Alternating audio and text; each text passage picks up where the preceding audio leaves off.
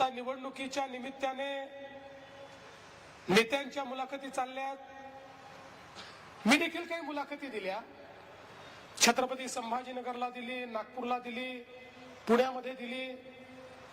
तर मी मुलाखत देत असताना त्या शहराच्या विकासाकरता आपण नेमकं काय करणार आहोत, काय केलंय आणि आपला ब्ल्यूप्रिंट काय आहे, आपला पुढचा आराखडा काय आहे, या संदर्भात